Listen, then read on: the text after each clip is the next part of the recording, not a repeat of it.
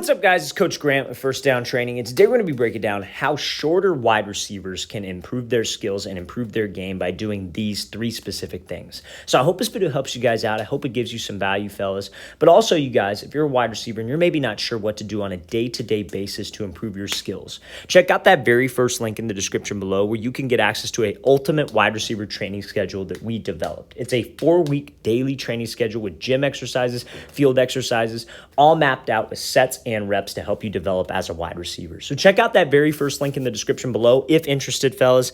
Let's get started. So this first release is from Antonio Brown. Now I want to talk about one mistake that shorter wide receivers cannot make off the line, and that is crossing their feet over like he does. So he's going to be doing, again, Antonio Brown, one of the greatest route runners of all time. Super twitchy off the line, very quick, very explosive, but a lot of short wide receivers are just that way. They're very quick, very explosive, but they struggle to get off of a physical jam from a DB, and they get off balance because they screw up on this. So when he does this split release, right, a split release is essentially where you just bring your feet even. You bring your back foot even with your front foot goes out, your back foot comes up. It's kind of a way to freeze the DB. Your first step out of there, like if you're taking an outside release, should be with your left foot. Because if you cross over with this left, or it should be with your right foot. Because if you cross over with your left foot over your right, you're going to be more susceptible to a jam and going to be off balance. Think about it like this. You're standing in front of a guy and he's trying to push you over, but your feet are wide and you're in a good base. Probably going to have a tough time pushing you over. But then you cross your feet. So stand with your feet crossed and somebody's going to push you over. Probably easier because you don't have that good base and you don't have that good balance. So when Antonio Brown comes off the line, his feet get a little bit too wide. So when you're trying to drive off of something and your feet get wide, what ends up happening is you don't have a big first step. So when you do this split release and you want to take an outside release, you're going to be driving off of your left foot. You split like this, you're driving off the left. You're pushing off of it. But if your feet are too wide, like so, you will not have a first step. You could push off of this all day long, but your step is going to be small. And then guess what's going to happen? Your next step is going to be with your left foot, and it is going to cross over. So if this DB were to get hands on him in this specific position, Antonio Brown would be completely rerouted to the sideline because he's in an off-balance position. So as a faster wide receiver, when you guys are making cuts, we cannot step super wide outside my frame because that will make me take this undisciplined step across my body that will let me be more susceptible to a jam. Now, this is very rare from Antonio Brown because those little details usually he's a technician on. In this next example of the split release, we're going to show him doing it the correct way and how you guys can avoid that physical jam. But we never want to cross my feet over like this. I've seen people actually teach this before. They'll teach people to jab with the foot, they'll jab inside, and then they teach them to cross over right away. That is not going to work against a DB who's patient. If you jab and then cross your feet over, you are completely off balance. Nobody ever tried to stand on a surfboard, on a skateboard, anything with their feet crossed because they don't have balance. It's common sense. So when you cross your feet over like this, that's a great way to get jammed. So it's just solely from having too wide of a base. So let's play this full speed and then we'll show a better example of Antonio Brown doing the exact same thing. And I get it. He's trying to avoid with the shoulder reduce, but we have to maintain my base. Okay, so now I'm going to play this full speed. He does the split, but I want you to see where he's able to take more of a first step on this to not cross his feet over. So he does this split release. Now, this one, his base is not as wide. His base is still decently wide, but he's got more of like a balanced position. He's in a more like, he's got more powerful. He's got a little bit of knee bend. That's a position of balance. So when he pushes off of this left foot, watch what he does with his right foot. He's able to take a step with it, right? Now, it's not a very big step, but he's able to take a step because that's his first step out of the release. He still has a base.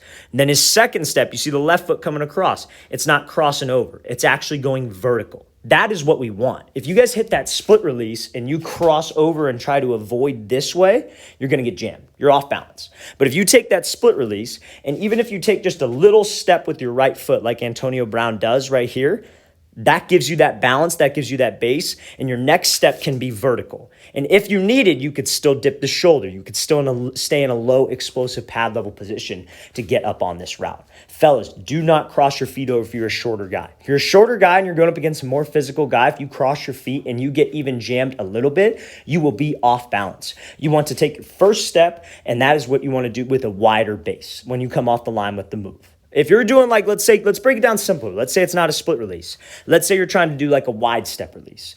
Let's say with your back foot, you're trying to get in a stance. You're trying to step wide. You're trying to threaten this DB's leverage. You're trying to move him off the platform. You shouldn't step with the right foot and then immediately cross over with the right foot, because then your base is narrow and your feet are crossed. You should step with the right foot, push off of the right foot, and then step with the left down the angle of the slant or the inside release, wherever you're trying to go. We do not want to cross my feet over, because when your feet are crossed, you're going to get jammed and you are off balance. Do not be off balance as a shorter guy. It will not pay off for you. Let's play this thing again, full speed one more time. Great job with the split, taking that first step and making sure his feet do not cross over. We are getting vertical right now. We are not crossing over my base. All right, so now next thing that smaller wide receivers have to be able to do is they got to be able to have explosive breaks. So if you're running routes and you're on the shorter side of things, you got to be able to change direction fast. If you're not able to change direction fast and you have slower breaks, just guys, it's just an easier time for guys to react to you. But mainly it's to be able to stand out to a coach. So if you're trying to get recruited and you're on the undersized side of things, like you're not the tallest guy in the world, you're not the tallest receiver in the world, you got to do some things that stand out. And your speed and your explosiveness is what's going to make you stand out. But if you're undersized and you don't have that, it's tough for a guy to give you attention. So like in terms of a college coach or in terms of a recruiter, or whatever it might be. So we're looking at this whip route right here. Now, again, on a whip route, sometimes, some people teach to drop on the inside foot. Some people teach to drop on the outside foot. But at the end of the day, we have to be able to get separation. So when I'm running this whip route right here, and this receiver's running this whip route, I should say, when he drops, you see it's a complete sell of the route.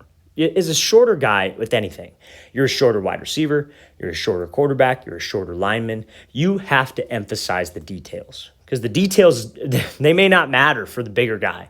You know what I mean? The 6'4" receiver in high school, he may not even do a release. He may just go run and just freaking head top some guy, and then that's that, because he can. But when he gets to that next level, it's not going to pay off. But as shorter guys, we got to do those details, because that's the only way we can get by. And that's just part of the game. So being able to sell routes, being able to drop into routes efficiently with explosion, that's what it takes, fellas. So when this wide receiver is running the route, you see when he's running this slant, it actually looks like a slant or a whip or not a whip, a slant or a drag to get into this whip. His hips and shoulders are committed. He's running full speed. He's actually running in full stride. And the hip drop is what gets him out of this break. He's dropping his hips on the inside foot. You see what this does to the DB. It got his eyes in the backfield. He's crashing on this whip. He thinks he's crashing on this slant. He thinks it's a drag, whatever it might be. And we can snap, get my hips into the break violently to get some explosion, and now I could get some separation. But the details matter, fellas. You're a shorter guy, you have to emphasize the details, because when you emphasize those details, that's what gets us open. Now, let's play this thing again, full speed, and then we're going to talk about one more example from Tyreek Hill and how he emphasizes the details as well with his route running by being able to sell vertical. So this is going to be a slant route here from Tyreek Hill. Now, listen, I'm not the biggest dude in the world. I'm maybe about 5'9", and I did a camp with Tyreek Hill maybe about a year and a half ago, I'd say, like just after COVID. And he's not a very big dude. Like in person, when you see this guy, he's not the biggest guy in the world. He's probably 5'8", 5'9". He's got to be maybe 180 pounds. I don't know how much they have him listed. He's got a very small upper half. He's got an extremely thick and explosive lower half, right? And obviously it shows. He's the fastest guy in the freaking NFL. But from his perspective, like again, he's not the biggest guy and he's still able to get separation. And a lot of people credit it to his speed. They think he's just a straightaway speed guy, that he just can run, he can just run past guys, and that's all he's good for. But there are a lot of examples of him using that to his advantage. So as a shorter guy, like we were talking about, to be able to stand out, you got to have some speed and you got to bring some explosiveness to the table. But you also have to be able to use it correctly to get you open. So when you're running routes like a slant, like a post, like a dig, you have to use that speed and use that vertical threat in you to get separation. So let's watch how Tyreek Hill does that on a slant. He uses it on a diamond release, fully commits, is able to swap by and make this break. Now, you see Devontae Adams do this route, everybody's like, oh my God, it's the greatest route ever. But when Tyreek Hill does it, everybody uses the excuse, oh, he's just faster than everybody, that's why he got open, it wasn't that good. He does the exact same thing that you see all these other wide receivers do. He just knows how to use his speed to his advantage, and that's what you have to do. When he runs this route, when he goes to this diamond release, he's attacking outside shoulder, making this DB think vertical. We do that by running with my pad level committed, just like the last example. We do that by running in full speed, in full stride, and then having that quick change of direction. That is textbook route running, and as a shorter guy, you have to use your speed to your advantage. As a short, fast guy, nobody wants to get beat deep. That is one of the main threats that you have, so let's use it. When I'm running a route like, let's say this DB's off, and let's say, no, same scenario. Let's say it's the same scenario, and you got to run like a curl. You should attack him, and then let's take the outside release and let's try to put my head down and go. Let's sell vertical with my pad level, with my stride, get him to open up and run, and then I could have that quick sudden drop of my hips like the last example we talked about, and that will get us some space. So fellas, you have to use your speed to your advantage if you are a shorter guy. If you're short and slow, listen, something's got to change. You got to maybe work on your speed. You got to get better. But if you're short and slow, you probably won't be able to play at the next level. You have to be able to be fast, and you have to use your speed to your advantage if you're a shorter wide receiver. Let's play this thing again, full speed one more time. Great job by Hill, attacking outside shoulder, getting that DB to flip, and then winning on this break. All right, fellas, I really want to thank you for watching. I really appreciate it. If you guys have any questions at all, don't hesitate to leave those in the comment section below. Always appreciate the feedback. Always great to hear from you guys. And again, fellas, if you would like a 4-week wide receiver gym and on-field training schedule with over 200 plus drills and gym exercises you can do, check out that very first link in the description below. I'll see you guys next time.